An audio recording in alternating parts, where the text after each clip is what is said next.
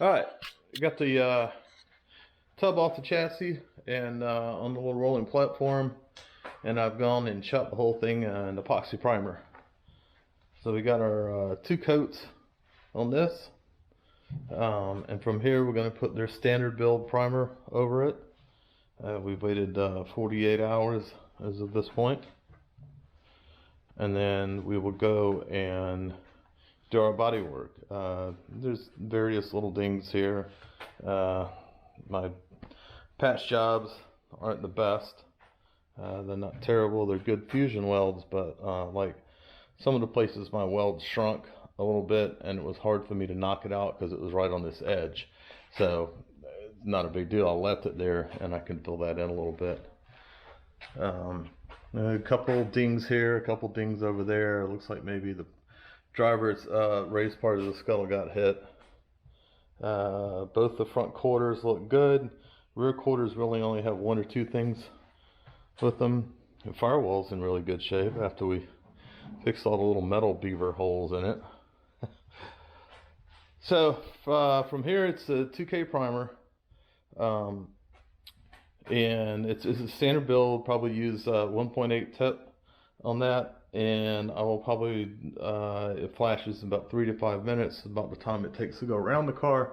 So I'll probably go around 3 times, make sure it flashes, but go around that 3 times, and then that'll be what I start block sanding and repairing some of the dings. Alright, see you in a bit. Alright, so the 2K primer is on. It is gray, as you can see.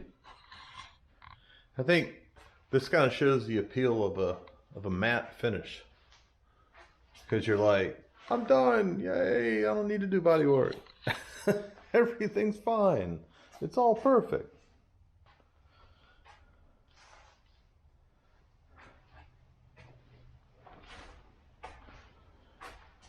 So I shot this with the 1.8 tip on my gun. I've got the finish line for I think it's 670, and that was pushing it. I'll probably, well, I mean, it came out really good. It's nice and smooth, but boy, it was at the limit. And as I got to the end of, let's see, about 16 ounces, yeah, we started running a little bit of trouble.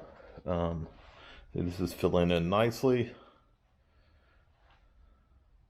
So I think they said this is 2 millimeters, 2.2 millimeters, 2 millimeters or something per coat. So it's got 3 coats on it now. So that should give me a good bit to get started, and certainly show me where I need the body filler. Yeah, obviously I'm going to use there. I'm using the Rage. I forgot what it's called, Rage body filler. I got some of the fiber part, but I'm not sure that I'm going to need that. I might use that here instead of the lead. It's sort of a high impact area, people coming in and out of there, so I think that'll work well.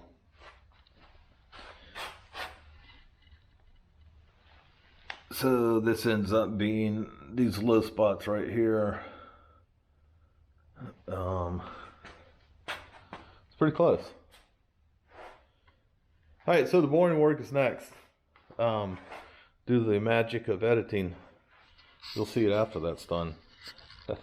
I wish I could just skip to that as well. Boy, have you guys missed a lot of fun. This has been, I've got about, I think 12 hours so far now, block sanding. And we're getting really close. It's good here, a little low there, low spot in here, one up there, a little bit right here. Still high here, a little low, all pretty good there. One high spot, I had these two that I can't get this one down because of where it is with the frame. These are fine, just those are the bolt holes where the what do you call them, the running boards go on. They got a little high spot there, a little bit there. Still sort of a little low in this section, and I think what this is the way they formed these came out a good bit. So if you try to go from here to here, you know, it comes out with a little bit of flare. So I've corrected this a little bit, but I don't want to make it just flat because I don't think it really ever was flat. So I think that's not really that low there. So I think that's fine. It's fine all up in here. These are now fixed in here. Good across the top. Little spot there, a little bit low here, just one little bit there. And these two high spots, missed a little bit of low spot there the last time. That's good, a little bit there. Here I missed this one, and I missed that.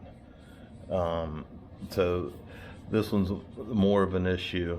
It's a little bit low here, but not a big deal. A little high spot there, a little bit high there.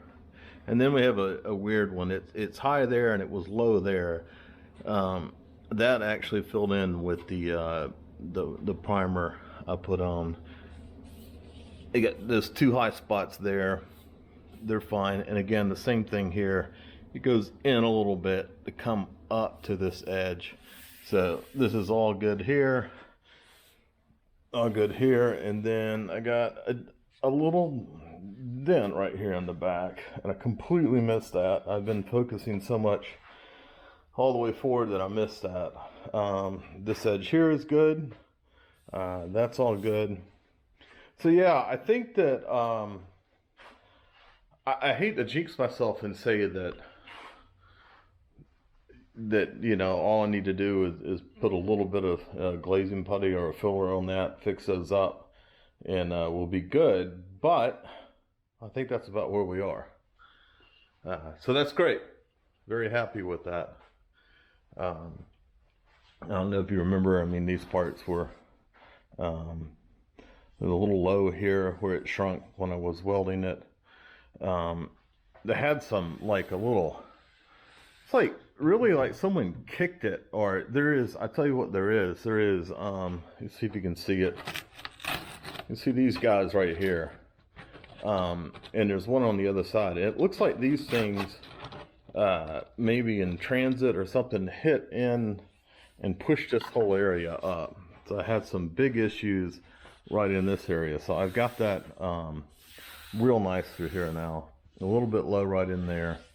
Not a huge deal. And you know, I still have to sand this just a little bit more. That might come out. So I might not even need filler on that. I just went through, knocked everything down real lightly with the block, just so I could, makes it really easy to see these areas. So I will have to go back and check it and make sure that that it's really, well, I mean, obviously it's low, but make sure that it's not just the filler parts that are high. All right, so that's it.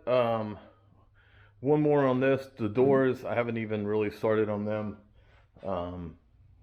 So I'll be doing that right after I get done with the body. And then I think I am gonna go ahead and do the color on it. I got the color in, it looks great, very dark green, I love it. All right, well, y'all get the fun of being able to zip forward while I get the block sand. I'll see you in a bit. All right, so this series or chapter or whatever is all about block sanding and getting the body ready for paint, which is strange because here we have the chassis back in the shop. And what happened here was this sat outside, which is fine, in the weather, rain, that's fine, because when I got these nuts and bolts off of the parked car and other places, I carefully plated every one, and that worked great. What I didn't plate were the things that came with the car that I thought were in good condition. And you can see, obviously, this is not, that's not, those are not, all kinds of places. Look over at the carburetor side, you see all of these. So, you know, that was my fault. I made an assumption that since they were with the car, they were in good shape. The other things I knew were rusted because I had to take them off of a completely rusted car. This is probably the biggest disappointment. This is a brand new piece from Moss, and it looks terrible. I mean, it's not plated at all. The cap is, or the cap is aluminum. I'm very disappointed with that. These nuts, bolt, all these things will now have to be taken off and plated. So, but whatever. I did know that when I put it out there, I was going to find things that, sort of scare out the gremlins, the problems, and that certainly happened. Just have more of them than I thought. Another issue is this back, they call it a core plug, and this looks a lot, well, it looks just as bad as it is. But I had tried to kind of salvage it and just made a bad situation worse, which is a bad situation worse. This was sort of a specialty of mine. So that's going to have to come out. There's another one up on the front that's going to have to come out. I was replacing the head bolts anyway, or nuts anyway, so that's not a big deal. But while I'm doing this, I'm going to go ahead and take the intake manifold off. Exhaust manifold, intake manifold off, replace all the core plugs that are behind that, because I need to plate those bolts anyway. So it's not a terrible amount of additional work, but it was a little bit of a surprise. So the black sanding is going great. You can see probably over on the front, you can see a couple low spots. The doors are looking really good. The door has a spot right here, obviously one right there, one back here, and the rest of it, maybe a general low spot here. The other door, about the same thing, a little bit low there, a little bit low there, a little bit at the top. But these are getting very, very close, so very happy with that. Alright, so I don't think I'll bore you with the plating. I'll just bring you back when I've got that done, and we roll this back outside and get back on the tub and the doors. Alright, and on second thought, I'll run you through plating these, the steps that I typically do on these. So these had thread locker on them because I wasn't planning on taking them apart. So the first thing I'll do is wire wheel these to get the threads nice. I'll go ahead and media blast these, get the surface rust off. I've got a very fine material in there, so it's not going to really remove metal. It'll just get the rust off, and then from there we do a degreaser, and then I usually check with muriatic or hydrochloric acid, just to check to see if there's any zinc plating left on there. But we'll pick that back up when we get over to the plating area. Alright, all done. Now, I just did the wire wheel on that, and so you can see what I was looking at when I did it before, and it looks good. What I should have done is done a little sacrificial test and put it in the acid real quick to see if anything fizzed, which I'm sure it won't. It wouldn't have fizzed. And I would have known that these are not plated, that all I did was polish up the steel. Alright, so next we'll hit it with the media, and then get it nice and clean, and strip anything that remains there. Alright, media blasting is done. So we'll take these over now, degrease them, give I think they call it the pickle, in the muriatic acid, and then we'll get it plating. Okay, so I've got the degreaser over to my left. I've got my acid dip there. These did show a little fizzle. I waited until that was gone. I've got my purified water here as a rinse. You can see what I've done with the copper. Wrapped that around the bolt, threaded it up a little bit. I've got a bend here. I believe this is 14 gauge. Then I got my variable amperage or variable voltage, either one. So you can set the amps that you want, and then it'll change the voltage to get to it. I got a bucket here. This is 1.5 gallons. I've got zinc anodes on each side. These are the strips folded that you would get to prevent moss on your roof. I've done that instead of using, other zinc anodes. Really, the price is just unbelievably different. I mean, it's incredible. I used to use the Caswell system. I had great results with it. It worked fine. But the solution invariably, very quickly, got cloudy, weird stuff happened with it, and their customer support was helpful, but always the end result was, well, you got to start over and buy more. And that, after twice, that was just no more. So now I mix my own. Found a nice formula online.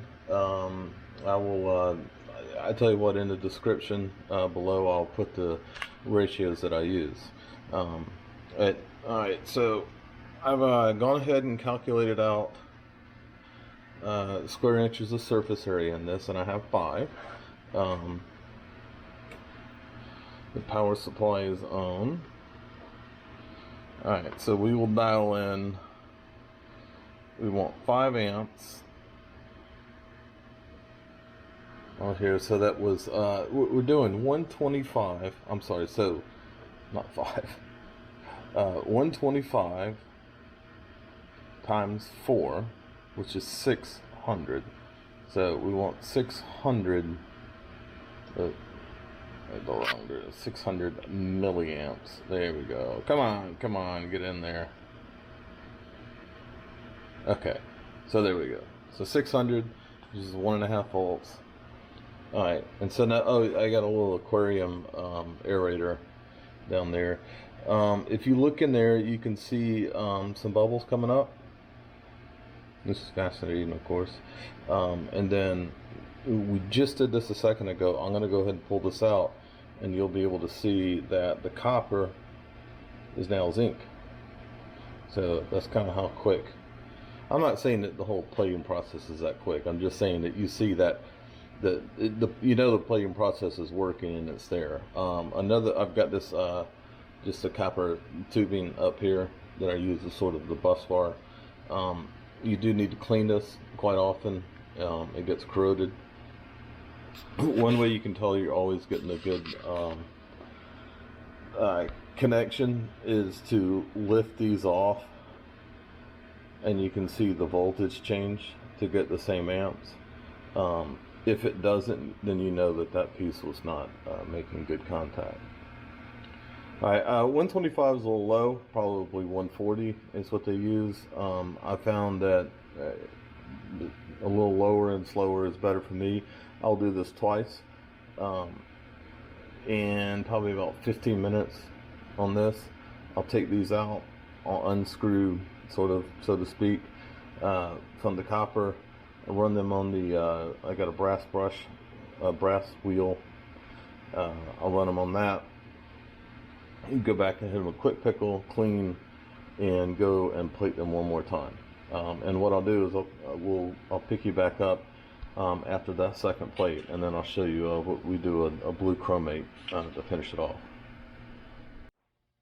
Alright, so after the second strike, take it out, hit it on the on my brass, actually it's a wire brush with brass coating on it, pretty cheap.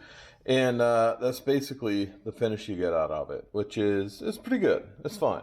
Then what I'm going to do is give it literally just that much of a dip in the acid. Go over to there, a nice texture. And then this is the chromate, blue chromate. And that was 8, 9, 10, 11, 12 out of there, and then back into the water. Rinse it off, and then from there I'll hit it with a little compressed air and let it dry. Okay, so that's it. These are plated now. Quick buff on the end, and then a dip in a blue or natural chromate, and this is a finish. And so we just got to do the rest of them. That's what they look like. All right, here we are outside with the MG. Will been probably the next month. It's been wow, gosh, about a month and a half, almost 2 months, since I started plating all these. Once I got into this, everywhere I looked, something needed to be plated. So essentially everything came off and got plated again. I still missed a few things, so I'll need to go back and get those off. All the areas around the wheels had issues. This guy here, again, it was new. I took it off to try to fix that, and found out that it's actually broken as well. So that was a brand new piece, broken. But we got all these plated, all those, and that was on every corner. Had to do the front. Again, you saw all these were rusted, so all those got replaced. Again, this is that brake cylinder. It was brand new. I ended up painting it with a zinc paint, so that should keep it. I missed this right here, so I have to take that one off and do it. But you can see every single nut and bolt on that back, and the brake fittings were bad. And then we got some new emergency brake, or parking brake as they call them, cables. Alright, so with the exception of 2 or 3 things that I need to replate, that's it. So we are now in paint mode, and I'll walk you in and show you where we're on that. We're really close. So here's where we are with the tub. So I kept thinking that I was close, and I would put the dry coat on and then block sand that, and then there would be more dark spots because I was using a black dry coat. And so I'd go back, or I'd sand through an area. So I'd go back and shoot it with the build primer again, and repeat the process over and over and over and over and over. Some areas, I think this area got a little bit of, I used glaze coat, but as a mix with the hardener in it.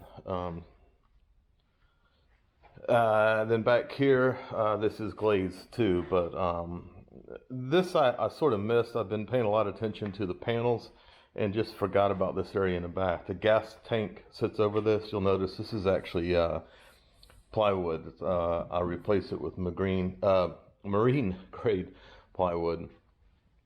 These are one of the spots I missed after the last coat of the primer. This one was just a dent. I looked actually back in the video, and it was in here. I thought maybe that I had done that, but back in the first part of this part 8 or part 9, you'll see that in there as I walk around. This is a late one. Almost missed that. These areas have all turned out fantastic. Remember, we had the big patch panel in this area, one on the other side. Even with it being matte, it's this is a 400 grit was the last sand, and there's enough. You can pick the light up enough to see that it's nice and flat in this area. All right, so the next steps. The inside remains in the epoxy primer black. You can see the line around the inside where the build primer is. We'll go back and I got to clean up where the tape is. wipe all this down, and then go back, retape those lines, and then tape this area off with plastic again. Obviously, we'll want to cover this whole area with plastic to keep anything. It's clean, but you know, this stuff right there could blow off and get in the paint. So the whole inside will get masked off with plastic, and then we'll shoot the whole thing again in one coat, one wet coat, a little bit reduced of the epoxy primer, and that will be the sealer coat. And then once that's done, we'll wait overnight and come back in and hit this with 600 grit, and then do the base coat. Let me see how that looks.